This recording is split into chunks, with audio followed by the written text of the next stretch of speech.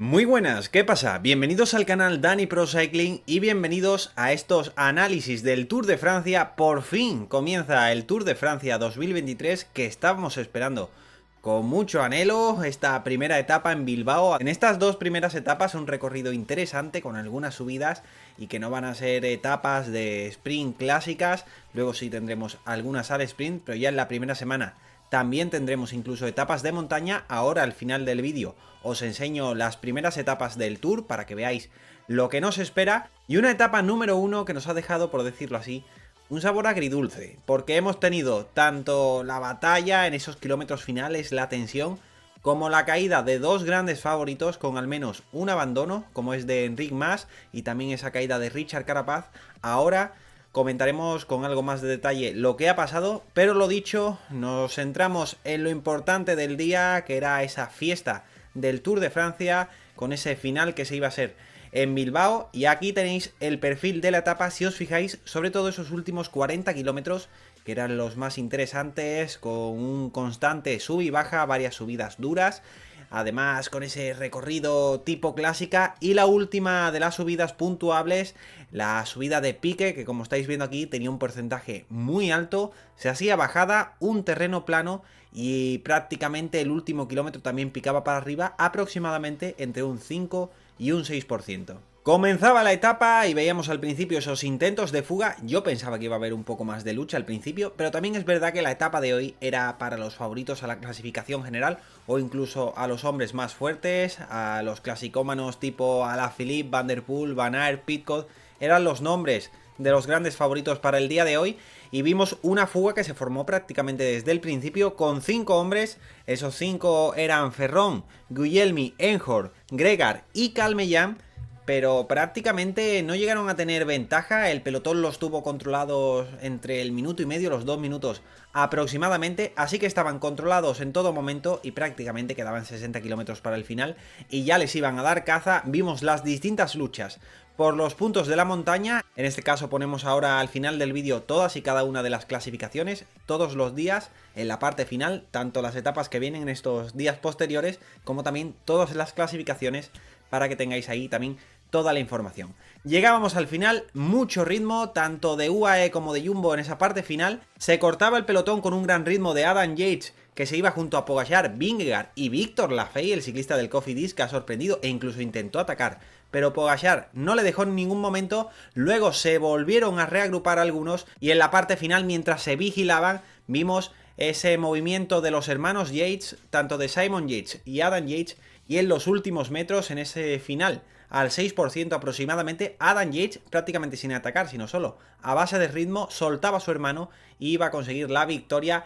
Primer líder del Tour de Francia con esa primera victoria. Segundo quedaba Simon Yates y poco detrás llegaba Pogačar, que también bonificaba con esos 6 segundos. Y uno de los momentos más importantes, que era algo antes de la última subida a Pique, sobre todo era esa caída de Enric Mas y Richard Carapaz. Además que era una caída que desde el principio se veía que había sido dura, porque aunque se intentaban levantar, ninguno de los dos cogía la bici rápidamente. Carapaz parecía que quería continuar, pero poco después lo vimos que se tenía que volver a sentar, y Enric Mas en todo momento con la mirada perdida, se veía que se había hecho mucho daño, intentaba mover también el hombro, la zona de la escápula, la zona de la clavícula, y se veía que tenía dolor, y poco después nos indicaban que abandonaba. Uno de los que seguro estaría en esa lucha por el top 10, ya lo tenemos desde la primera etapa fuera del Tour de Francia, y Richard Carapaz pudo continuar, aunque se veía en su cara que había mucho dolor, sobre todo en la zona de la cadera o la zona de la rodilla. Sobre todo a partir de mañana, y también por redes sociales, en Twitter,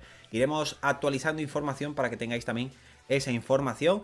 Richard Carapaz consiguió llegar a meta a más de 15 minutos, por supuesto la general ya está totalmente descartada. Vamos a ver, ojalá se puede recuperar y por lo menos pues seguir en el Tour de Francia y que vaya recuperando poco a poco para dar lucha y buscar otros objetivos, que ya no será la clasificación general. Y como os he dicho antes, si os fijáis en los nombres que han llegado en las primeras posiciones, una etapa para los grandes favoritos. De los así más clasicómanos, Van Aert ha sido de los únicos que ha llegado en el grupo de favoritos, y aquí tenéis esas diferencias, esa clasificación de la etapa con Adam Yates. A 4 segundos llegaba Simon y a 12 Pogačar con el resto del grupo, que si os fijáis había muchos de los grandes favoritos que están también para ese top 10. Aquí también tenéis el top 20, para que veáis los que han llegado en ese grupo, y en un segundo grupo a 33 segundos llegaban otros ciclistas, como hemos dicho, más clasicómanos, pero algunos también que pueden estar ahí luchando la general, como son Bardet, Bernal, Buchmann, Guillem Martin, Tobias Halland, Johannesen, Jack Hay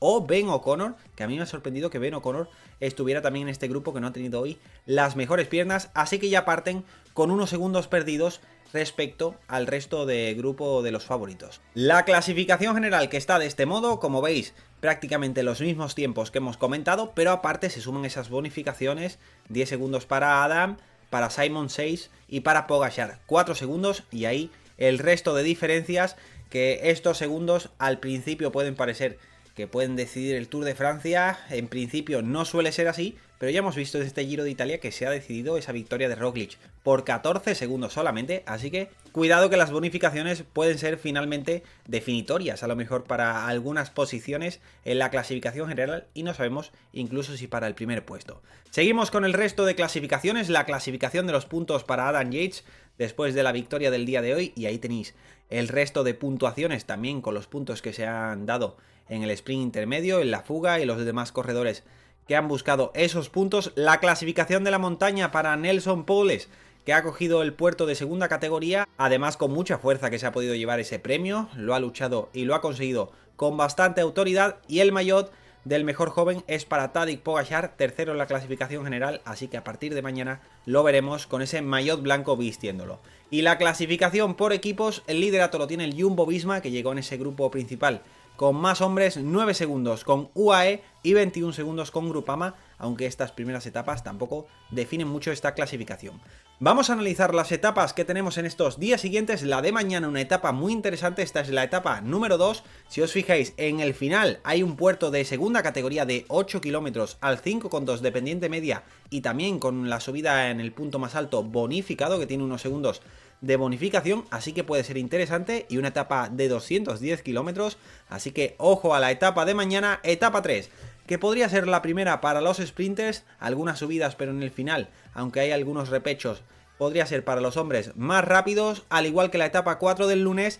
Si nos vamos a la etapa 5, ya tenemos algunos puertos de montaña interesante en una etapa relativamente corta, pero también en el final un puerto bajada y los últimos kilómetros planos, y la primera etapa de montaña con final en alto la tendremos en la etapa número 6 con 145 kilómetros y 3 puertos finales, 2 de primera y 1 de categoría especial, que darán esas primeras diferencias, y veremos esas carencias de algunos de los favoritos, a ver si como hoy pierden más tiempo o van recuperando y cogiendo la forma a medida que van pasando los días. Hasta aquí este análisis. Como sabéis, ya no podemos hacer resúmenes como antes, pero espero que disfrutéis esto.